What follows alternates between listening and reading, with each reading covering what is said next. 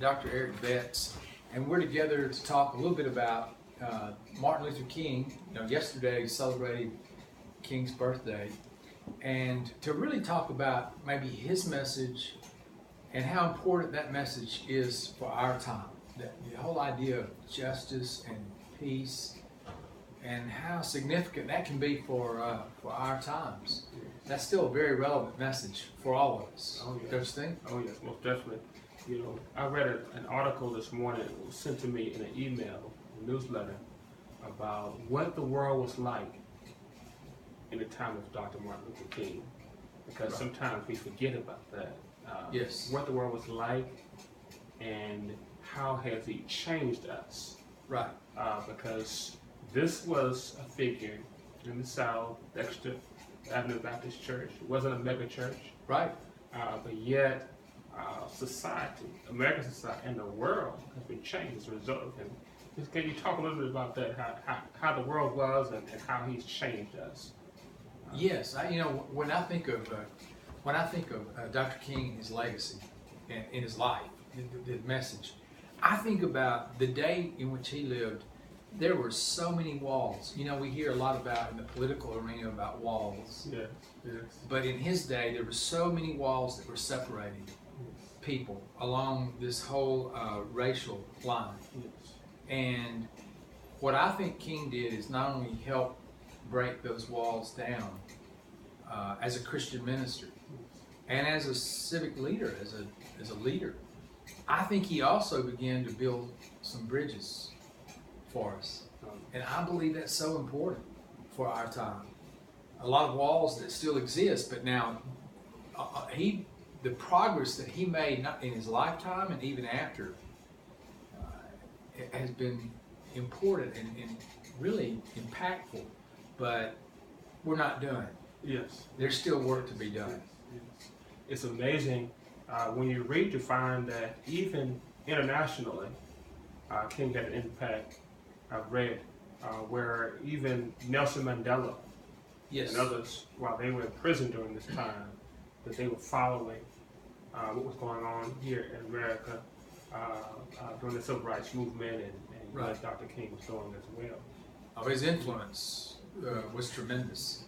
As a matter of fact, he actually had studied some folks too in the nonviolent movement. Yes. Gandhi yes. had a profound influence on him, as well as certainly the teachings of Jesus and others. But a brilliant leader who inspired all of us. And the work that he started is still important for us to continue, I think. The call for justice and peace is needed for our time.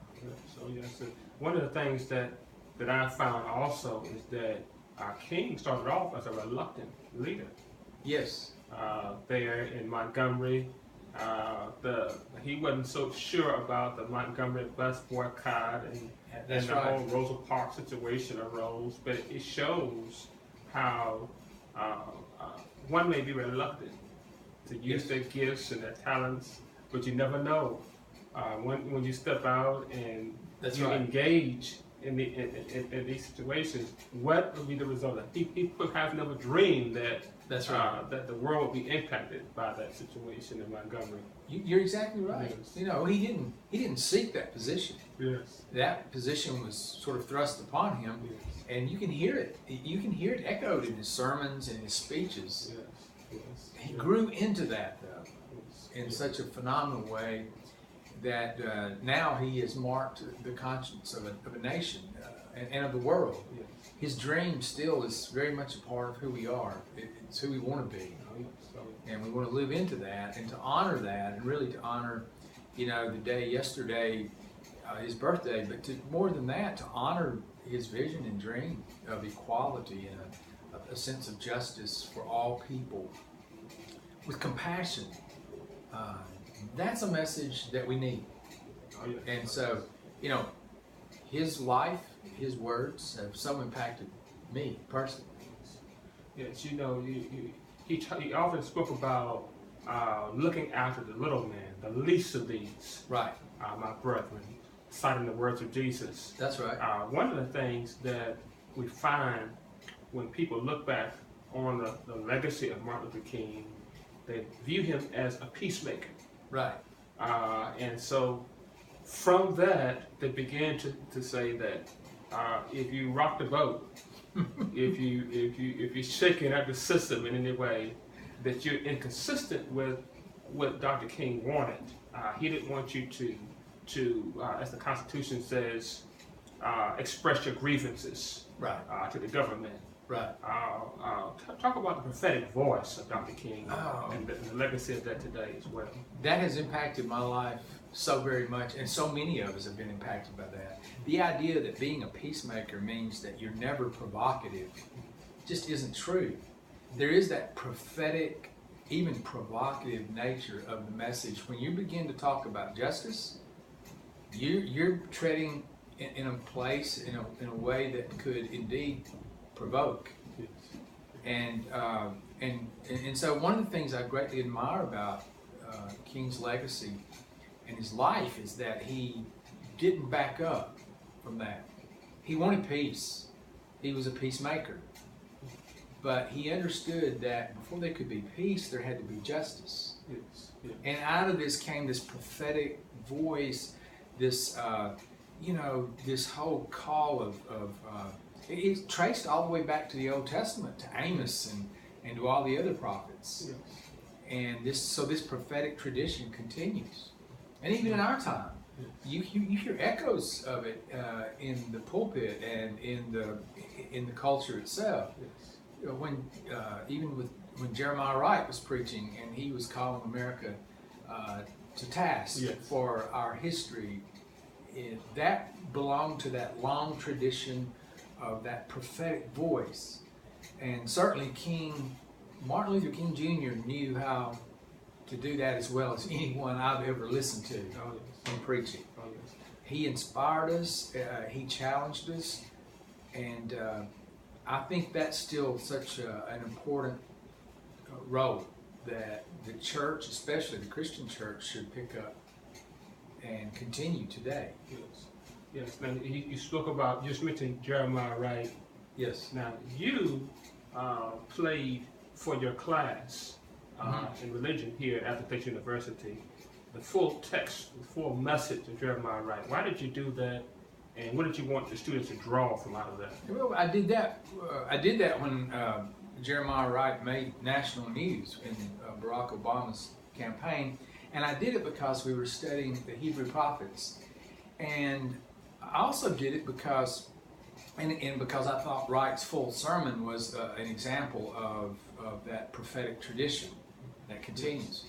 But I did it for more reasons than that. I also played that full sermon because we live in a culture that loves to play snippets, just a small segment of something that you can pull out of context and make it seem to say something entirely different. And that sermon became a great example of how Jeremiah Wright was just attacked because people took one small segment of a tremendous sermon and they took it out of context to make it say something else, to the point that it actually impacted, I think, the relationship that Barack Obama had with his pastor, which I found very disturbing, that he felt like he had to distance himself some from Because of the political situation. because of the political climate that we live in. And it goes back to our culture that we love. We don't want to do the hard work of looking at what was really said. We prefer the news bite, the sensational, the sensational part of that doesn't do anything to promote real justice. And so I think that again is important. I think it's an important thing for all of us. I had an experience. I think I told you about this, Eric, but I had this experience a couple of years ago because Athens State had hired an actor to come and portray Martin Luther King Jr. while he was in the jail in Birmingham. And of course he wrote from that, and the book Why We Can't Wait and Letters from the Birmingham Jail come out of that experience. Well, this actor had memorized King's words. Okay. And on the only thing the production group asked is that we provide some white ministers, people who would portray the white ministers of that era. Wow. So King would say, as though he were in the jail cell writing, he would voice what he had said, and then they have copies of letters that say, I ended up portraying the pastor of the First Baptist Church in Birmingham, Alabama. Okay. And so my part was to read what that pastor had written to King. Oh. We believe in your cause, Yes. and we think your cause is just not now. Yes. Wait. Yes. Of course, that's where the title "Why We Can't Wait" comes from. Yes. And so each one of us on stage had a chance to read a portion of what a particular pastor, a white pastor, had written to King while he was in jail. Yes. At the end of that, and I didn't know they were going to do this, they asked the audience if the audience had any questions. And a lady in the audience stood up, and I thought that she was going to address her question to the actor who was portraying King. Instead, she turned her attention to those of us on the side of the stage who portrayed the part of white ministers. Yes. And her question was, so, if you had lived during this time, would you have marched with King? Would you have taken a stand with him? Now suddenly it gets very quiet. No one on stage wants to be the first to answer that question. Yes. It appeared that no one was going to answer at all. Awkward silence. Finally, I decided I would try to answer, and I said, "Ma'am, I will tell you this. You asked what would I have done. I probably would have done enough to get myself in trouble, but not enough to make a real difference." Right. Yes. And then she kind of nailed me. Okay. She said, "Don't you think there are issues today where ministers should be standing up, where Christians should be giving voice out of a sense of justice, a call for justice in the world?" And boy, that's a question I've lived with, because I think all of us have to answer that in some way. That there are injustices. People are mistreated. There's not equality across the board, and it's wrong. And so I think King teaches all of us that. I think his legacy continues to live on, and I hope it lives on for a long time. We've got a lot of work still to do. Oh yes.